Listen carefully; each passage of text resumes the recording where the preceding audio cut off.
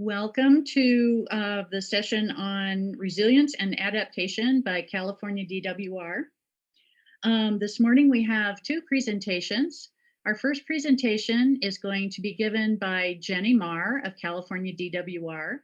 The title of the presentation is Addressing Climate Resilience and Adaptation Planning in the 2022 Central Valley Flood Protection Plan Update.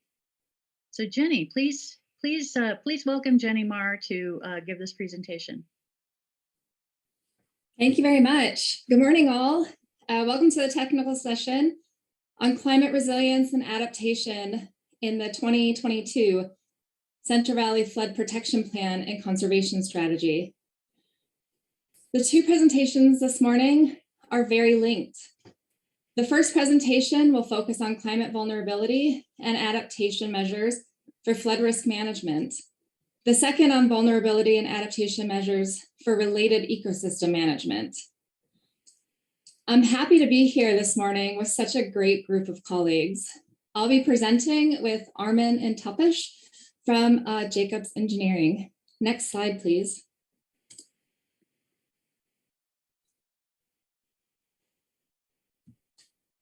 Tapash, next slide. Thank you. In this presentation, I'll provide an overview of the 2022 Cvfpp update. Tapash will provide an overview of the evolution of the climate change analysis and vulnerabilities in the Central Valley. Armin will discuss example adaptation strategies and measures.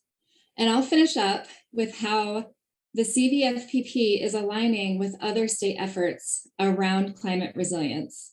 Next slide. Next slide.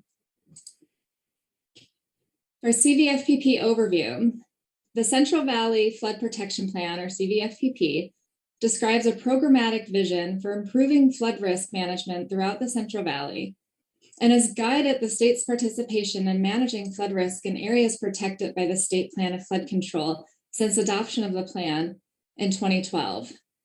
The Cvfpp documents recommendations on investments and policies to support implementation of comprehensive flood risk management actions locally, regionally, and system-wide in the Central Valley.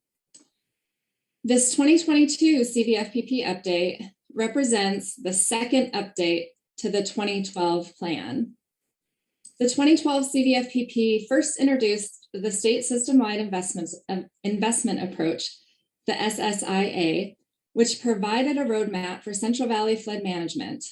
The SSIA includes a diverse array of management actions to improve flood management system-wide and for urban areas, rural and agricultural areas, and small communities.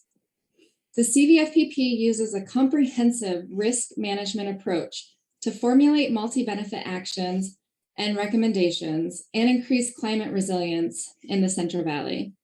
Next slide. Consistent with the recommendations and refinements for the 2012 and 2017 plans, the 2022 Cvfpp update is being developed with a focus on three key areas: innovation through climate change analysis and resilience planning, accountability through performance tracking, and collaboration through coordination and alignment with other state water management plans and efforts. The 2022 Cvfpp update will expand the climate change analysis to better understand climate uncertainties, vulnerabilities, and adaptation strategies for both flood and related ecosystem conditions. The 2022 Cvfpp update will also summarize implementation progress since 2017, examine how state, federal, and local flood management partners within the Central Valley are delivering on intended outcomes, and advancing the performance tracking and adaptive management framework to measure effectiveness of implementation towards intended outcomes. Lastly, the 2022 Cvfpp update will describe alignment with other state plans and programs. Next slide. Now I'd like to turn it over to Tapash. Thank you so much, Jenny, and good morning, everyone. So I'll be covering a few slides to describe 2022 Cvfpp climate change analysis approach, also talking a bit on the vulnerability that have been discovered or assessed by the Cvfpp technical team. As Jenny mentioned, that 2020 Cvfpp has really took comprehensive effort, but most of them or some of them building upon the previous efforts, starting from 2012 Cvfpp. And in terms of climate change analysis in 2012, Cvfpp assessed flood vulnerabilities as a result of potential 30% increase in flood size. In 2017, Cvfpp took comprehensive climate change analysis approach based on a chain of models and data, but the climate change scenario was used median condition to analyze the flood vulnerabilities. Based upon that comprehensive analysis and approaches took in 2017 Cvfpp, further expansion and update has been conducted as part of 2020 Cvfpp. The comprehensive approach was taken to evaluate different climate change scenarios for 2070 to future conditions. And one thing to note, in 2020 Cvfpp, 3 different climate change scenarios were evaluated to understand the uncertainty of future climate change and associated flood risks over the Central Valley. As I described in the previous slide, that few and some comprehensive approaches have taken as part of 2022, even though it's building up on analysis done in 2012 and 2017. In 2022, Cvfpp, the newer downscaled climate model simulations have been used. More comprehensive risk management approach was used to understand climate resilience and vulnerability. Also, emphasis was given to understand watershed-based analysis to understand the vulnerability. 2022 Cvfpp also includes independent peer review conducted by experts in this space. These slides provides a summary of the Cvfpp climate change approach. This is largely consistent with the approach used in Cvfpp 2017. We start with downscaled climate model simulations, in this case from 32 general circulation models and 2 emission scenarios, so-called representative concentration pathways. Using the downscaled climate model data and the historical climate information, we generated climate change scenarios and used as input to run a hydrologic model, and in our case, variable infiltration capacity VIC model to produce stream flow at certain locations, so-called analysis points over Central Valley. And that stream flow was produced using historical climate as well as 3 climate change scenarios that I mentioned briefly in the earlier slide. With that with the simulated stream flow under future conditions and the historical climate, we produced the climate change factor using the projected peak volume at certain annual exceedance probability level for certain duration, 1 day, 3 day, up to 30 days. And then we computed the change with respect to the same driven from the historical climate. That change factor was used to adjust the flow frequency analysis developed by the Central Valley Hydrology Study, CVSS. That was used in the subsequent risk analysis by the Cvfpp team. This shows an example of that 3 climate change scenarios that I mentioned that are being used in Cvfpp 2020 update. In addition to median climate condition, the team are using 2 additional scenarios to represent uncertainty of future climate conditions for the high precipitation change, wetter with higher warming, that would have higher flood risks or higher flood hazard, as well as the drier precipitation chains with lower warming that would have lower flood hazard, and the median that represents the central tendency of the future climate conditions. You can see that all three climate change scenarios shows warming conditions under future, and there are significant increase in precipitation under wetter and the warmer conditions. That's one of the extreme scenarios. So these three scenarios have been carried over to understand the risks over the Central Valley.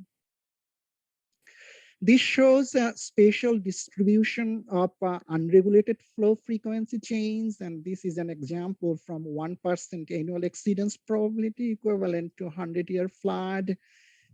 For three climate change scenarios, left low, middle in the median, and high climate scenario shown in the right.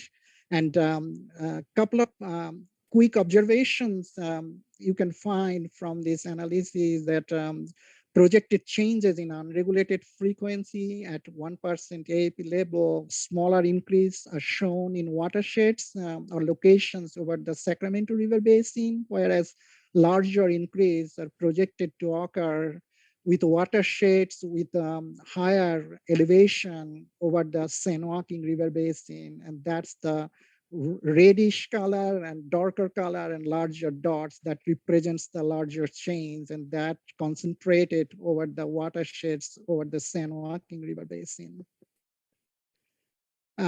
With that projected changes in unregulated flow frequency, there was analysis conducted to understand the changes in regulated flow and stays over index points. That's the location that represents the riveries with consistent hydrological, hydraulic, and geostatistical characteristics. And this is just shown as an example of the projected changes in peak flow at 1% annual exceedance probability for index points at Sacramento River at I Street. And you can see the baseline, the peak flow is about 112,000 CFAs, but 2072 conditions and the three future conditions without project, there is changes or increase, though that changes are not significant as compared to the next slide. We'll see the location over San Joaquin, but with projects, some of the changes are mitigating that you can see in the 2072 with project condition. As I mentioned, that significant changes or increase are projected to occur over the San Joaquin River Basin. This is one index points over the San Joaquin River Basin, San Joaquin River Vulnerabilities. And you can see the median scenario, under median scenario without project at 2072 future condition, over 150% change are projected to occur, and with projects, some of the increase are mitigating, but still there are significant risks or increase even with project under future conditions.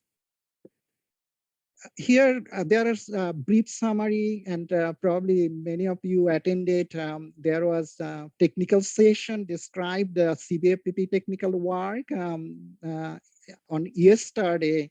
This was a little bit snapshot of that, but this provides a summary that under the 2072 future conditions and the three climate change scenarios, it appeared that annual temperature are projected to increase under all scenarios. There are variations in magnitude between those three scenarios. Annual precipitation appeared to decrease under low and median scenario, but shows significant increase under high scenario, whereas the extreme precipitation are projected to increase under all three scenarios. The magnitude of that varies across the Central Valley, depending on the location. Snowpack is projected to decrease, less snow, more rain due to warming, so changing formation of precipitation, how it appears or comes into the ground. that provides earlier snowmelt. There is significant increase in unregulated stream flow, and that changes are larger over the San Joaquin River Basin. There is a significant shift in hydrograph for the unregulated stream flow. Peak flow appeared to shift earlier in the months. Sea level rise, we didn't show here, but it's showing increasing, and that would be increasing further in time. There are variations of the changes for regulated flow and regulated stays, and the magnitude of that variation depends on the location of the watershed over the Central Valley. There are significant impacts to the ecological response in terms of habitat, species, floodplain inundation, and riverine geomorphic processes. We'll learn that more in the next slide. So with that changes, keep in mind that there are substantial risks in terms of flood over the Central Valley. So how the team are thinking to adapt to future climate. So some of the slides my colleague Armin will be showing in the next subsequent section. Armin, back to you. Yeah, thanks, Tapash. Yeah, if you can stay on the title slide first. Just so in response to Tapash and Jenny did a great job of laying out kind of the problem statement and where we're heading. So in response to those growing climate risks throughout the Central Valley and actually throughout California, DWR is embarking on several efforts to explore a broad range of climate adaptation studies or strategies. So we would like to highlight 4 of those in this particular section of the presentation, with a more detailed focus on the last one here related to climate change adaptation. Well, first, the first 2 that are listed here, the Merced River Floodmar Reconnaissance Study and the Tuolumne River Watershed Study, are both watershed-based approaches that are being pilot tested in those 2 river basins. Both of them were identified as, both of the watersheds were identified as watersheds with high potential climate risk in the 2017 Cvfpp. And the studies are really meant to demonstrate application of watershed scale integrated analytical tool sets to improve the understanding of climate change vulnerabilities using risk-based approaches, and then to demonstrate the advantages of planning and managing across water sectors at a watershed scale. The third one listed here is one will be the focus of the second talk, so I'll only touch on it lightly, but it's focused on climate change adaptation in the ecological sphere, so related to the conservation strategies. The fourth one listed here is where we'll spend most of our time in talking about the climate change adaptation measures for the Cvfpp. And this is a parallel effort in which we're exploring the range of potential adaptation strategies, looking to evaluate the pros and cons of those in various aspects of the watershed, and then to essentially provide this as a database or a reference for individuals implementing actions throughout the state. Next slide, Tapash.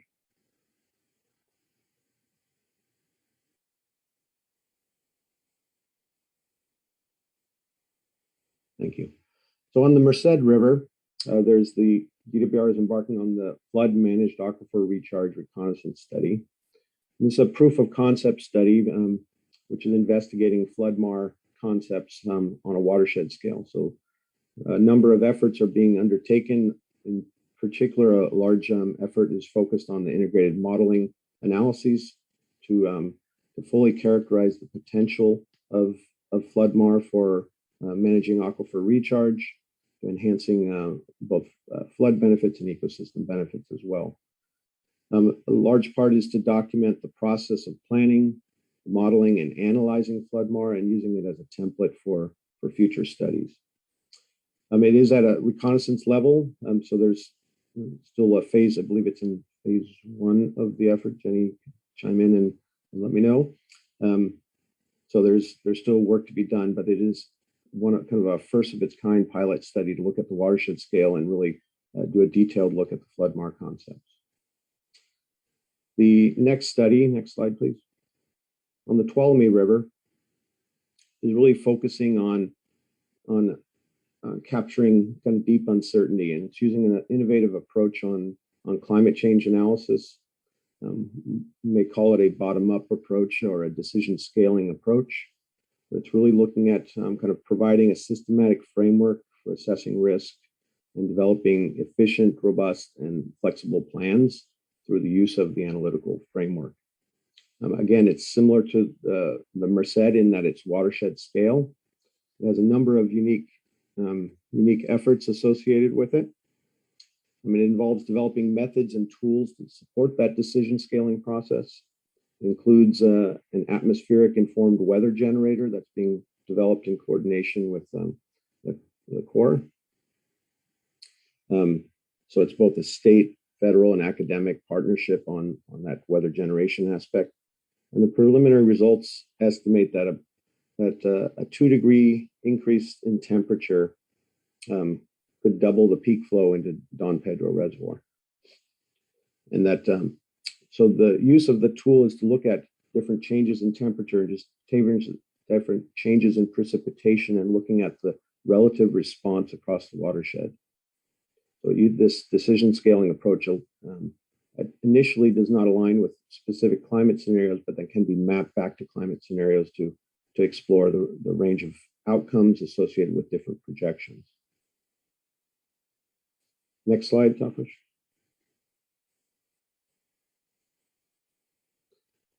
So the climate change adaptation study for the conservation strategy, which is the focus of the next talk, is really looking at the ecological responses to climate changes.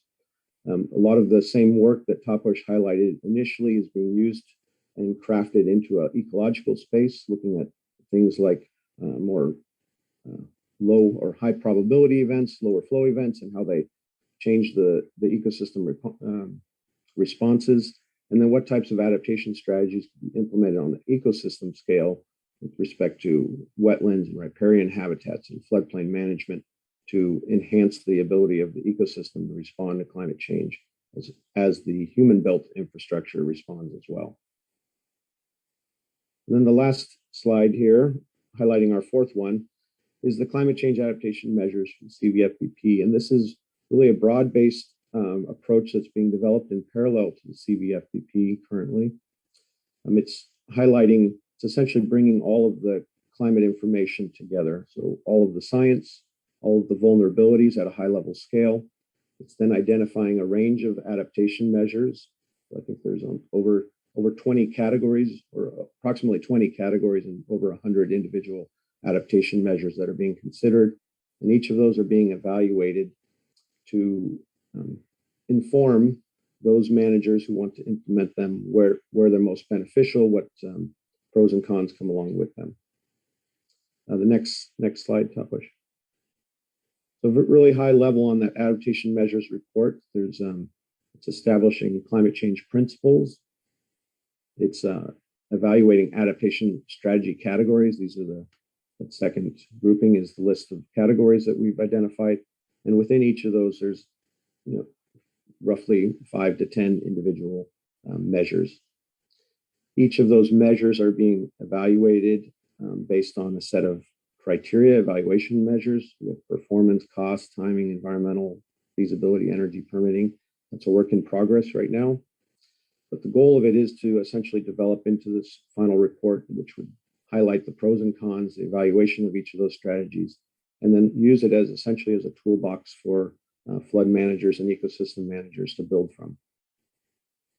Just as an example, the next couple slides highlight a couple of our measures or categories. In fact, the one here is highlighting reservoir, floodplain, and river system operations. So things like FIRO, forecast informed reservoir operations, forecast coordinated operations.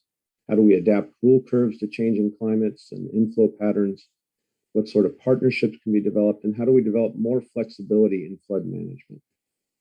The next one is watershed and floodplain management. So looking at how do we increase adaptive storage capacity, both in the floodplains and in the watersheds. So FloodMar is right in there with that concept of how do we attenuate floods and enhance groundwater recharge. How do we improve sediment and post-fire debris detention? That's a major problem affecting many areas of the state, particularly now. Can we develop primary and tertiary floodplain storage? Can we promote risk-informed land planning, things like healthy headwaters, healthy forest, fire prevention? Next one. We'll go through these quick since we're getting close on time. On the ecosystem management, we're looking at opportunities for levee setbacks, for creating more opportunities for riverine habitats, diversity of wetlands, nature-based flood management efforts. And then finally, the last example I'll present here is not everything we're looking at is both kind of physical infrastructure or natural infrastructure. Part of that comes with policy and regulations, and how do we better pivot our institutions and policies to support resilience planning. Just one example I'll highlight here is one effort that DWR is leading out of the water plan side, which is looking at watershed resilience programs and how do we implement much more resilient planning approaches at the watershed scale. Also, how do we improve our coordination with federal, state, and local entities in order to improve flood management and adapt to those growing risks. I think with that, I'll hand it back to Jenny to wrap us up. Thanks a bunch, Armin. Next slide, please. The 2022 Cvfpp update is aligning with state priorities for flood management that are articulated in the 2020 Water Resilience Portfolio, California Water Plan Update 2018, executive orders such as Executive Order N8220 that supports climate resiliency and biodiversity, and in California Natural Resources Agency initiatives such as expanding nature-based solutions, cutting green tape, and measuring progress.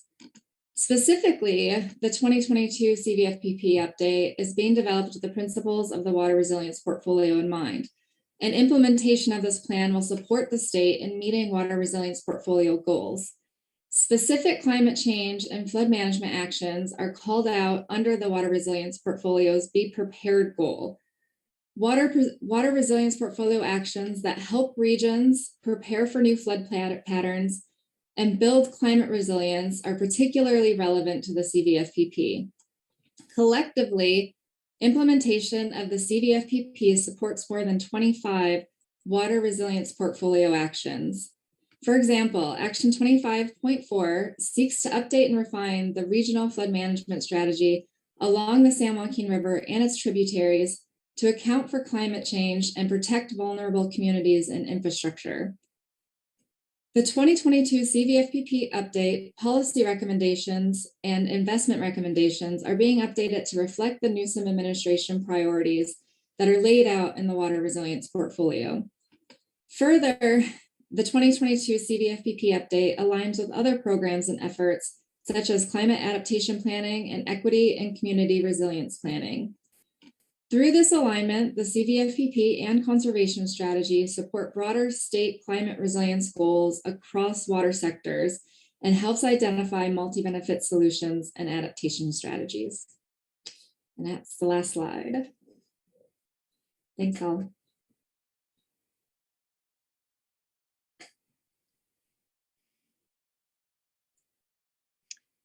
Great, thank you to all the presenters. Let me just check and see if we've got any questions in the chat yet. No, I don't see any, but I did have a question. I have been hearing a lot at this conference about how we are going to predict something that's never been seen before. I was just very curious about how the 2022 Central Valley Flood Protection Plan update is using this information. Can one of you address that question? Yeah, I'll start. Oh, Armin, go ahead. Go ahead, Jenny. I'll follow you. Rochambeau. Yeah, so update 2022, one of the highlights and focuses of this update is better understanding climate change vulnerabilities and looking at a range of climate change scenarios. All the ranges say the climate is warming. And so the different scenarios are looking at different changes in precipitation. And so, in the framework on one of the slides that Armin had, it talks about this adaptation measures framework, and we really need to understand the hazard that climate change increases, know our vulnerabilities, and then identify adaptation measures to mitigate and adapt to these climate change effects. And so we're kind of doing this in parallel right now. So Update 2022 really focuses on better understanding, looking at vulnerabilities, and we're developing this suite of adaptation measures to consider and analyze in future updates. So we're kind of building the toolbox right now, knowing that climate change has a significant effect on flood risk in the Central Valley.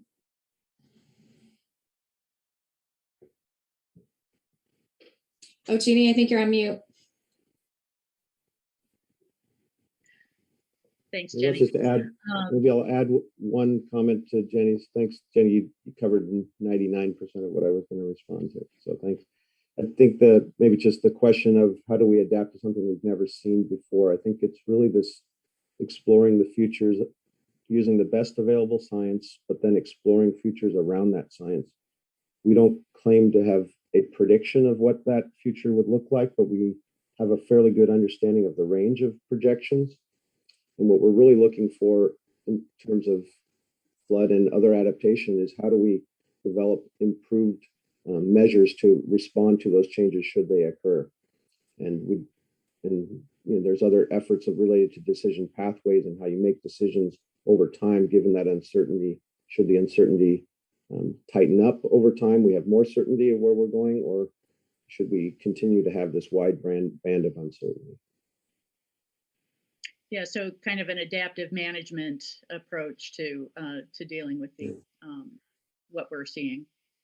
Yeah, very much. As time goes by. All right. Well, thank you all very much. I'm very intrigued by this effort, and I can't wait to hear what we have to say in the next presentation. The next presentation is Climate Change Adaptation Study to Inform the 2022 Central Valley Flood Protection Plan Conservation Strategy Updates. And this is going to be presented by Jeremy Thomas and the rest of the team. So Jeremy, please take it away. Awesome. Hello, everybody. Just want to confirm you guys can hear me okay and see my presentation that I'm sharing here. Jeremy, we're in presenter mode, I think. Oh, there we go. There we go. Okay. All right. Well, thank you, Jeannie. Thanks to Jenny and Armin and Tapash for that presentation they just provided. We are kind of piggybacking on the work that they just described, and these efforts are very interrelated. I'm going to be focusing on the climate change adaptation for the conservation strategy update. This was a truly collaborative effort to try to get a better understanding of what these climate change scenarios mean for in relevance to the conservation strategy objectives. I'll be joined today by Tapash Das and Debra Bishop at Jacobs and Michael Founds at cbec. And similar to the presentation you just heard, we're going to be trading around, presenting some of these slides, really, I think, kind of highlighting the collaborative nature of the work that we did on this. I also wanted to acknowledge, though, that names aren't on this slide, but our partners at the Department of Water Resources on this, David Martasian, Lori Clamuro-Chu, and Heidi Hall, who are the Conservation Strategy Update Development Team, as well as some colleagues in Jacobs, CJ Porter, others at HT Harvey, including Matt Wacker and others at cbec, including Luke Tillman and Chris Bowles. All of those people really contributed to this effort, and again, it was very very collaborative in nature the way we developed this. So today I'm going to be talking through some of the background and objectives and just kind of provide a little bit of context for this work, and then going through our study, including the methods, some of the climate change modeling results, really building on some of the information that Tapash just provided, and then talking through the way that we determined ecological responses and developing adaptation measures. And then ending on trying to summarize some of our main findings and really the relevance of those to Cvfpp planning effort.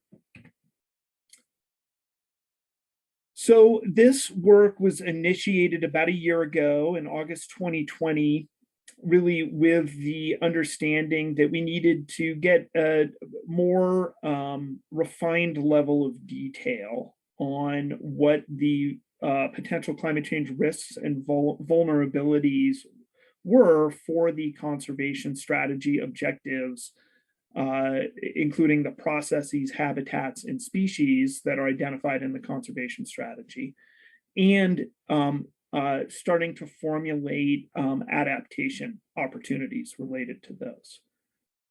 This work is intended to be included as a technical appendix to the public draft conservation strategy update, which will be released approximately in November this year. And this work is being used already, as I think as Jenny was just describing at the end of their presentation, kind of in parallel with the conservation strategy update and the Cvfpp update, to really think about the way that we're framing up policy recommendations and the way that these adaptation measures could be used to inform those planning efforts, as well as many other climate change related studies that are already in progress. Armin was, I think, gave a really nice overview of the range of climate change adaptation efforts that are currently underway by the Department of Water Resources and feeding into the Cvfpp planning effort. He described it so nicely. I'm not going to rehash this other than just a reference that this climate change adaptation study for the conservation strategy is a key effort that really feeds into that. Again, really looking at the ecological risks and vulnerabilities and adaptation opportunities. So our objectives for this study were, number one, to use the current climate modeling data that has been utilized and analyzed as part of Cvfpp update, really to assess the impacts, risks, and vulnerabilities to the conservation strategy objectives and target species. Number two, to estimate what the types of responses that we would expect, really looking broadly from kind of a process-based all the way down to species-specific responses. And then number three, to really use that to start thinking through what some of those adaptation strategies and considerations for increasing system resiliency would be from the ecosystem perspective.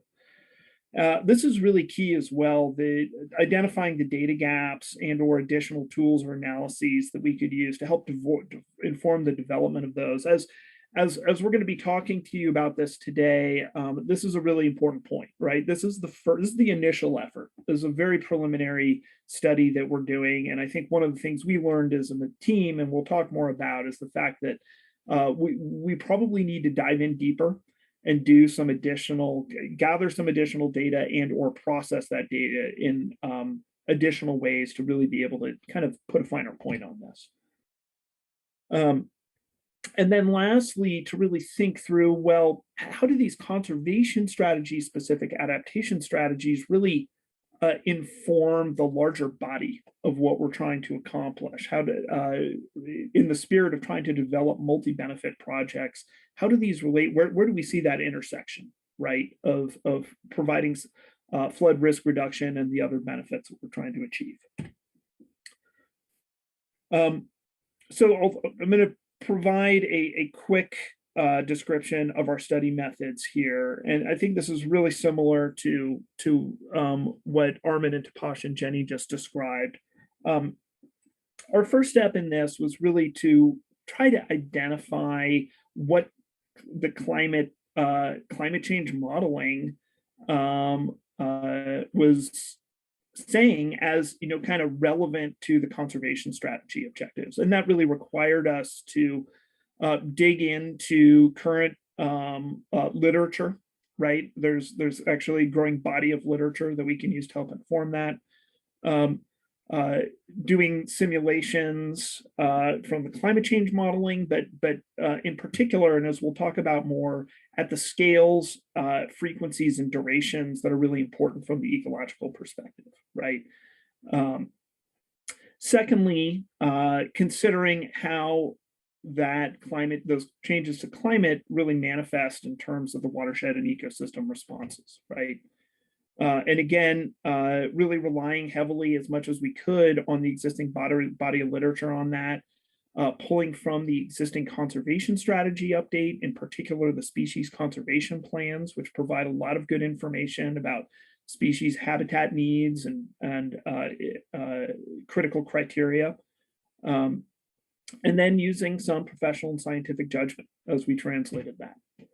And then last of all, thinking through how we develop these adaptation strategies, right? And again, really relying on the literature where we can, as well as trying to draw a finer point on our regional risks and vulnerabilities, using the conservation strategy update as much as we can to help inform that.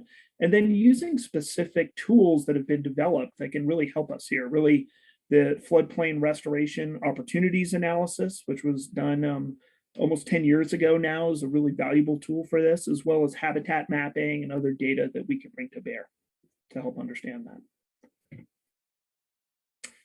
And then I wanted to talk a little bit about the scale which we're applying here, right?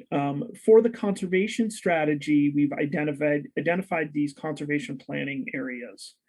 There's 5 of them. They roughly overlap with the RFMP boundaries, right? But these are the kind of ecological boundaries that we're very interested in examining this climate change data at. These are tough to see because of the scale of these maps, but we have index points associated with each one of these CPAs that we used to help us determine the unregulated and regulated flow trends at those locations. I'm going to turn it over now to Tapash to really walk us through a little bit of what we're seeing in terms of the climate change modeling data and results at these locations. Thank you, Jeremy. As Jeremy also mentioned at the beginning of this presentation, that the climate change scenarios and modeling that we have used for this effort also relied upon Cvfpp 2022 climate change scenarios and modeling. We discussed among the team there are some concerns with some of the data that could be used for conservation strategy specific goals or effort, but based upon the data, we try to use, some of them have been used qualitative forms to quantify risks. But as Jeremy mentioned, there is a data gap, and that would be one effort for the team to combine and populate or develop some of the data that more specific and more useful for ecosystem specific vulnerability and adaptation specific projects and efforts. Going back to this slide, as Jeremy mentioned, we wanted to understand some projected changes and vulnerabilities specific to conservation planning area that Jeremy just presented in the previous slide. This shows projected changes in annual temperature under 3 climate change scenarios that I described in our previous presentation for each of that 5 conservation planning areas, starting from the north to south, Upper Sacramento CPA, and then Upper San Joaquin CPA. And 3 bars, they are showing the projected change in annual temperature. The middle one, that's from the median, and that's bounded by to low and high scenarios. So one observation you can see that under all 3 climate scenarios, there is a projected change in warming conditions at all of that 5 conservation planning areas. Next slide, please.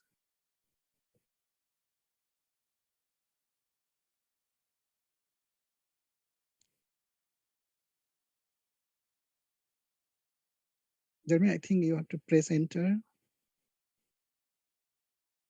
Yeah, perfect. This shows the projected changes in annual precipitation in the left-hand side. As also we mentioned earlier that projected changes under the wetter and more warmer conditions representing scenario shows wetter conditions for each of that 5 conservation planning areas, whereas under low and median conditions, there are reduction in future under low and median conditions. The right-hand side, it shows the changes in monthly precipitation for one of the conservation planning area, in this case for Upper Sacramento River conservation planning area. And the gray in the background, that shows the climatology of the monthly precipitation from the historical climate, and the projected change with respect to historical climate for the monthly precipitation are shown under 3 climate change scenarios with that darker color. And you can see that for this specific to this conservation planning area, that there are projected change in the weather conditions in the winter, but there is a reduction in summer. But you can consider that even though that's increasing trend are showing a little bit larger, but that's we have historical monthly precipitation very little to work on that. So it's more impacting really changes in the winter and early spring. So that's are going to impact the system and stress the system more from that part change. Next slide, please. This is showing one example. We also evaluated based on regulated flow and stays that have been developed as part of Cvfpp 2022 effort for one of the index points for Lower San Joaquin River Conservation Planning Area. This shows the projected change. Also, the projected under the projected condition. In this case, we are showing only under the median climate change condition, and 3 card in the left that shows the bottom one, 2022 without project. That's the baseline condition, the annual exceedance probability that you can see in horizontal axis, and the flow, regulated flow in the vertical axis, and then the other 2 curve that's really showing under one of the climate change scenarios for median 2072 without project and with project condition. And if you consider 0.01 annual exceedance probability, you can see there is significant increase in flow under future condition, and with project that flow is slightly reduced, but still significant increase in flow under with and without project condition under future median climate change condition. The right side is showing the same thing, but for stays, for the regulated stays. Next slide, Jeremy.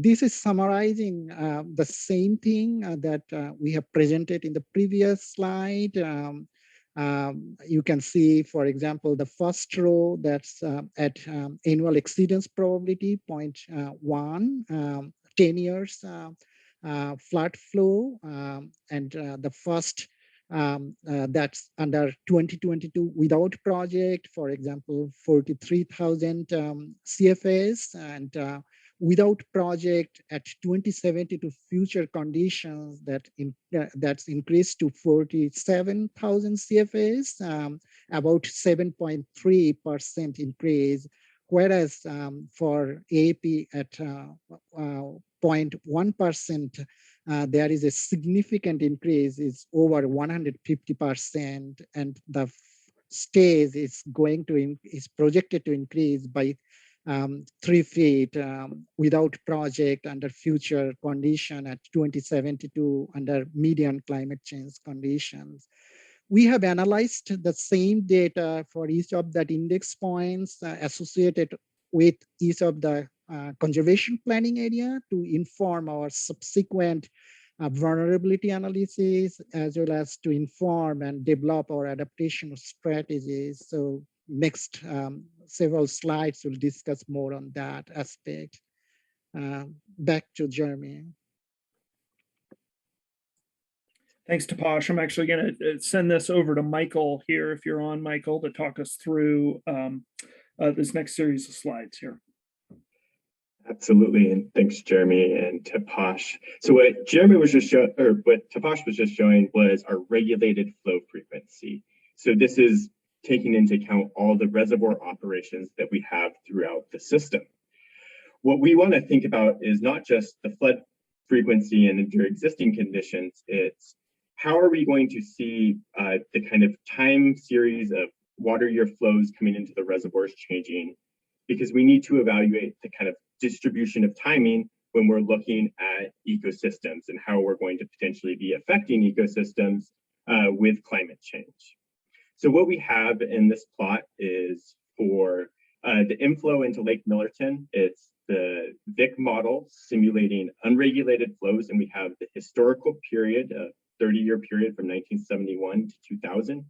And the gray bars indicate a kind of confidence, well, it's not a confidence interval, it's the 10th and 90th percentile daily flows. And the kind of darker gray bar is the medium flow for that period. We also have the future flows, which comes from 10 LOCA downscaled GCMs selected through a decision process by DWR for both RCP 4.5 and RCP 8.5, so 20 total models. And we are displaying both the median of those models and then the 90th percentile and 10th percentile. And what we can see in this figure is we see this change in timing, where under future projections, we are looking to have the kind of peak inflow come into the system almost a month earlier than the historical average. And in general, we see for the 90th percentile, we see higher extremes, it's higher total volume of water for the higher scenarios. And then for the lower scenarios, we see actually a reduction of about 30% of the volume. So what we want to think about with this information is how is this going to affect management of the reservoirs, and how is it going to affect the downstream ecosystems when we have such a drastic shift in timing of the flows coming into the system. Next slide, please.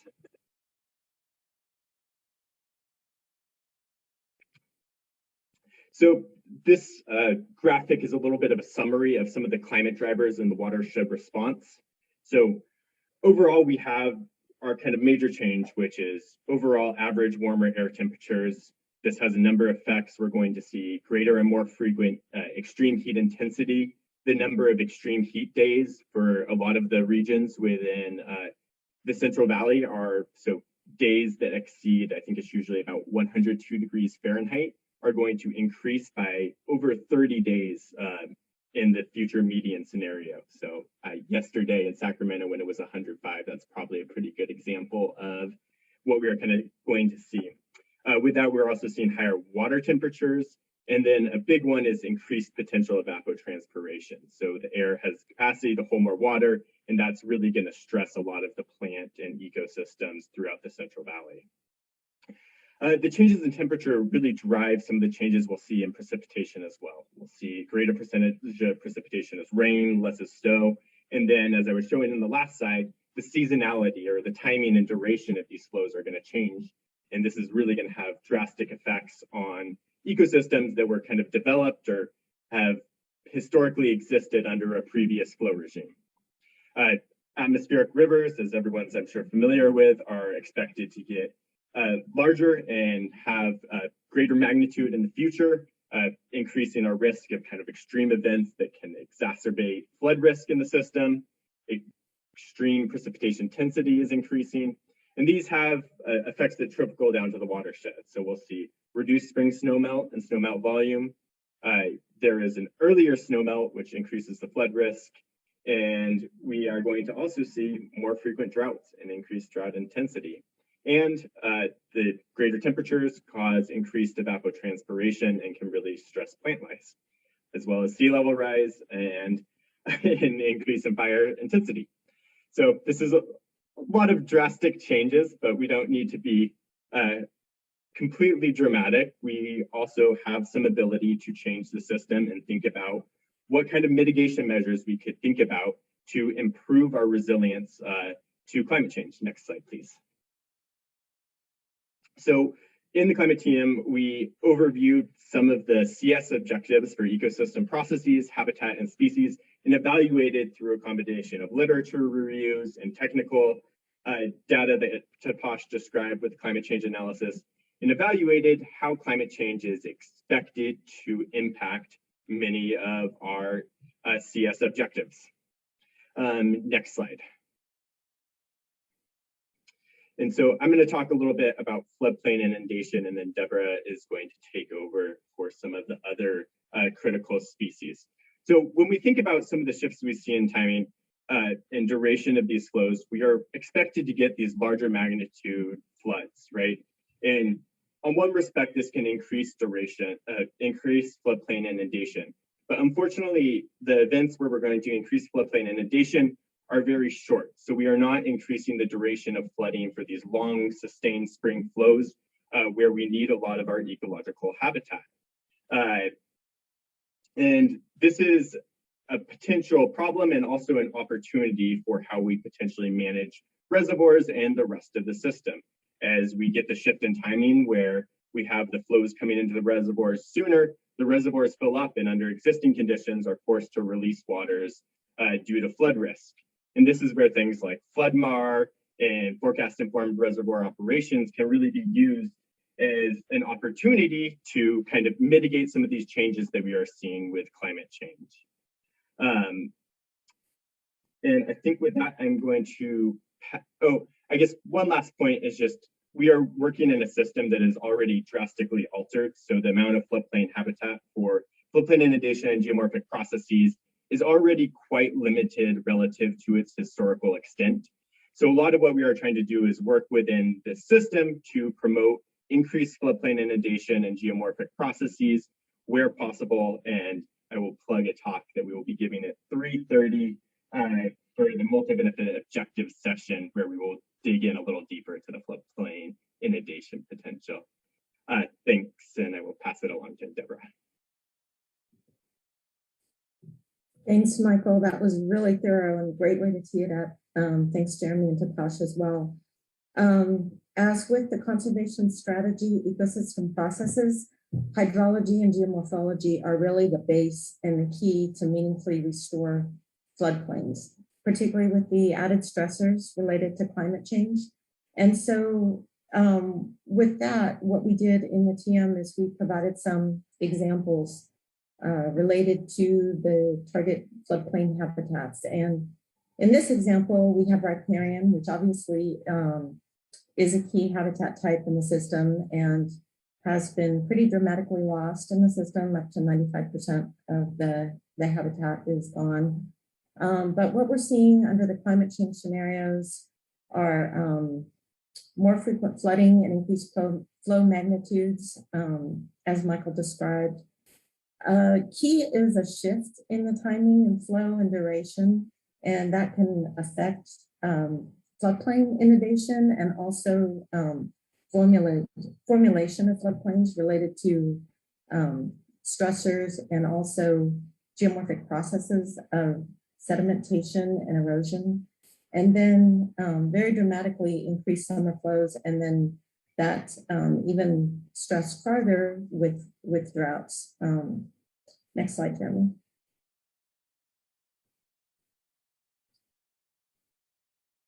So we also looked at species, and the next slide will show the 20 target species that we've identified in the conservation strategy and the strategy update. And one of the biggest climate change drivers we're seeing here is related to fish, a potential change in water temperature. And that obviously is going to affect all aquatic species in the rivers. Again, what I just mentioned was the timing of flows and the shifting to greater flows in the winter and potentially less flow in the late spring, summer, and fall. So those not only steelhead, but other particular species dependent on that timing of flows being stressed, and then adding on top of that drought conditions. So we're looking at all of these target species that also serve as an umbrella to many of the other native systems and habitats and species in the flood system. And just our little graphic here of the target species that we address specifically in the climate change TM. Just one last slide here is we've also looked at the vulnerabilities and climate change stressors per reach and conservation planning areas. As Jeremy described, we have the 5 CPAs looking at those opportunities and constraints in the system. The dotted lines here show areas of just potential floodplain reconnection. These are things that are important to look at when talking about increasing resiliency in the system. So Jeremy's going to jump back in to talk about more specific adaptation measures related to the climate change TM. And I'll turn it over to you, Jeremy. Great, thank you, Deborah.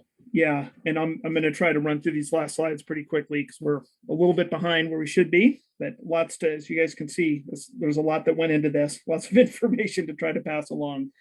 So in terms of the adaptation strategy development, a lot of this work was really built on the left there. You can see kind of what we used really as the sources of information to help us think through the way we're going to be developing adaptation approaches. And I'd say this top one, this build system resiliency piece is by far, I think, the most important and most comprehensive of the series of recommendations and adaptation approaches that we developed. And we really thought of that in 2 ways, right? The first, how do we restore these landscape level processes, hydrological, ecological, and geomorphic processes that really are kind of the habitat creation. They really define the extent and diversity and quality of habitats that occur along these riverine ecosystems, and then the resultant critical habitat areas for target species that Debra was just talking through, right? So we have a bunch of adaptation strategies really related to that, as well as then regional and species-specific measures. So developing adaptation approaches that really are specific to the specific habitat conditions or the specific species requirements that are really needed. Importantly, we also were thinking through how do we start to address some of the data gaps and uncertainties, right? And so some of our adaptation measures are really focused more on kind of next steps for this type of analysis. How do we get more refined about it and get more certain about these results? And then finally, how do we think through the tools and processes that can help us achieve these adaptation approaches? And I wanted to give you a flavor for a few of the kind of primary recommendations or adaptation approaches that we're recommending. The most critical, as I was just describing, is really the process-based, right? Restoring and or improving these fundamental processes that are so critical in defining kind of ecosystem condition and quality and stability over time, right? But we have others as well that are more specific, right? And this is something that Michael noted, right? There's, I think, real opportunity to use some of the reservoir management approaches that we're starting to develop that could really be influential as well in terms of providing ecological stability or kind of mitigating the effects of climate change on hydrology, right? That could be really beneficial for some of our aquatic species.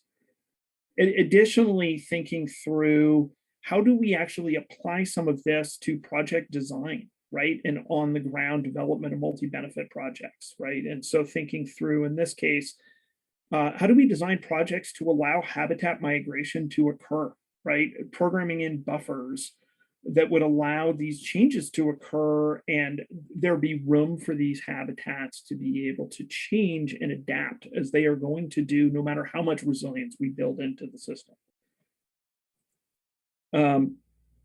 And really importantly, thinking through these adaptation strategies in terms of how do we get multiple benefits, right? How do we improve flood risk reduction and ecosystem condition at the same time using these adaptation approaches?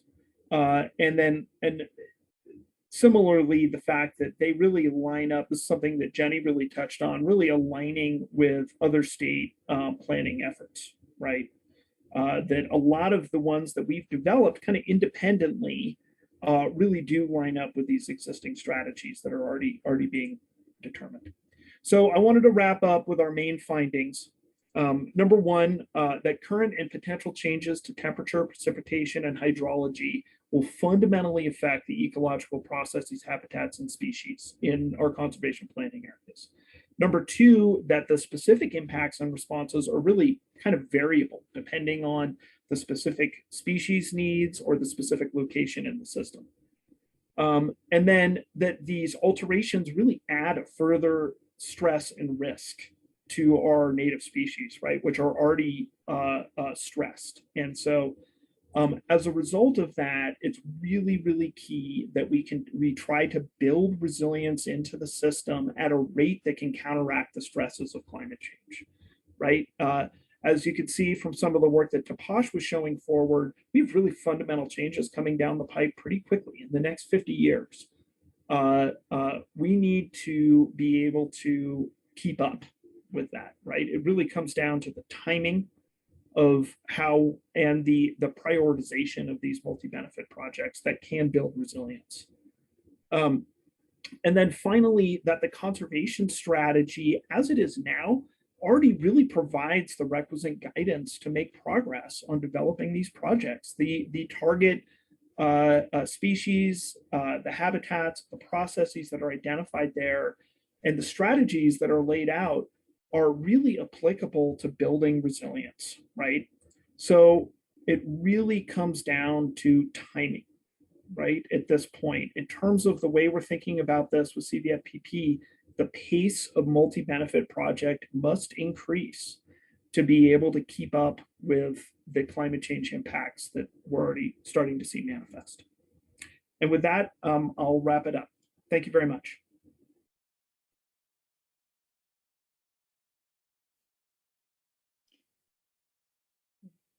Thank you all very much. This is an extremely interesting presentation. And there was just one thing I wanted to mention, and that is, while this analysis was specific to California, specifically the Central Valley, the same observations are being made and the same predictions are being made all across the West, with the exception of sea level rise. Let me see if we have some questions in the chat, and if not, I've got some that I would like to ask. Let's see here. Bear with me for one moment. Nope, nothing there yet. However, we do have some additional observations.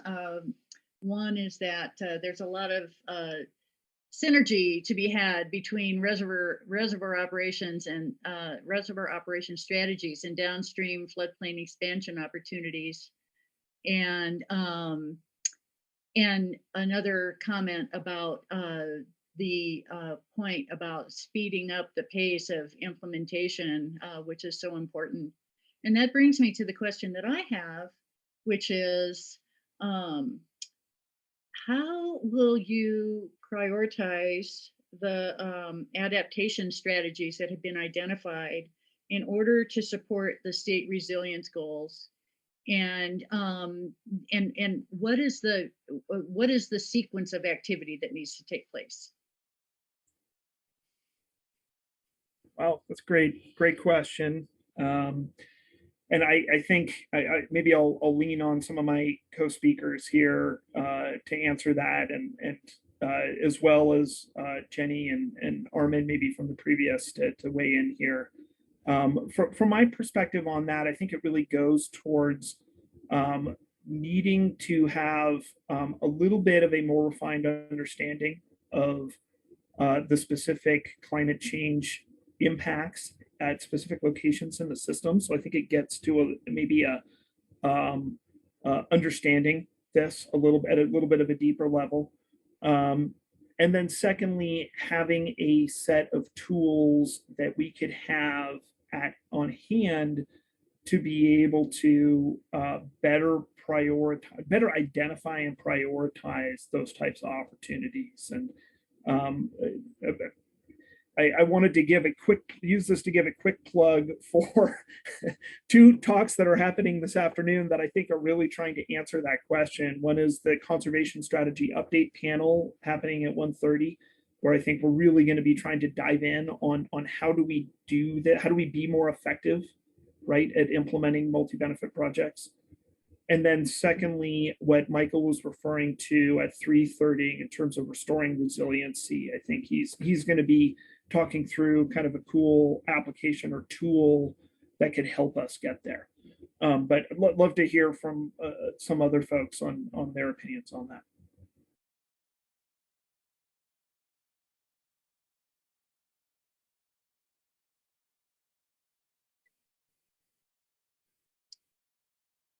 Does anyone on the team have any other points they'd like to make? I think I would just add on to what Jeremy was saying. Or some clarity. It's just that, climate change is going to drive this systematic change, but it's also an opportunity to look at the system in a different way, right? We are going to have to adapt to the flood risk management issue.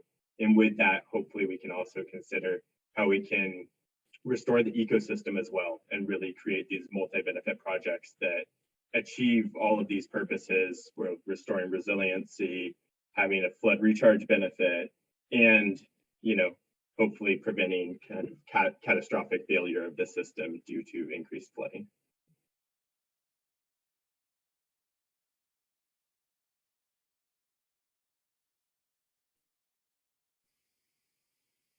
All right.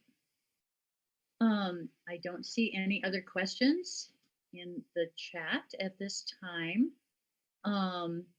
And so what I would like to do is say thank you to all of the participants. This was both of these presentations were absolutely fascinating. And I am looking forward to the panel discussions this afternoon.